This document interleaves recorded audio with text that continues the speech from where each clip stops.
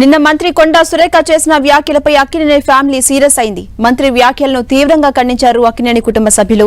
రాజకీయాలకు దూరంగా ఉండే సినీ ప్రముఖుల జీవితాలను తమ ప్రత్యర్థులను విమర్శించేందుకు వాడుకోవద్దన్నారు హీరో నాగార్జున. దయచేసి సాటి మనుషుల వ్యక్తిగత విషయాలని గౌరవించాలని ఆయన కోరారు. బాధ్యత కలిగిన పదవిలో ఉన్న కొండా సురేఖ తన కుటుంబం పట్ల చేసిన ఆరోపణలు పూర్తిగా అబద్దమన్నారు. మంత్రి కొండా సురేఖపై అక్కినేని అమల కూడా ఆగ్రహాన్ని వ్యక్తం చేశారు. మంత్రి వ్యాఖ్యలు విని షాక్ గురయ్యాని, రాజకీయ వివాదాల్లోకి తమను లాగొద్దన్నారు. తన భర్త గురించి నిరాధార ఆరోపణలు చేయటం సిగ్గుచేటన్న అమల, రాజకీయ నాయకులు నేరస్తుల్లా ప్రవర్తిస్తే ఈ దేశం ఏమవుతుందంటూ ట్వీట్ చేశారు. ఇక కొండా సురేఖ వ్యాఖ్యలపై స్పందించారు నాగచైతన్య. సినీ ప్రముఖుల జీవిత నిర్ణయాలను హెడ్లైన్స్ కోసం ఉపయోగించొద్దని సూచించారు. ఎక్స్ వేదికగా ఆయన ఈ ట్వీట్ చేశారు.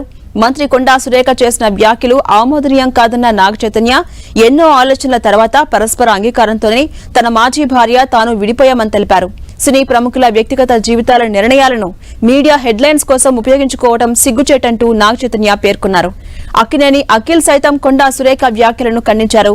తన తల్లి చేసిన ట్వీట్ కు అఖిల్ బదిలిస్తూ, కొన్నిసార్లు అవసరం లేకపోయినా సామాజిక విద్రోహులతో పోరాటం తప్పట్లేదన్నారు.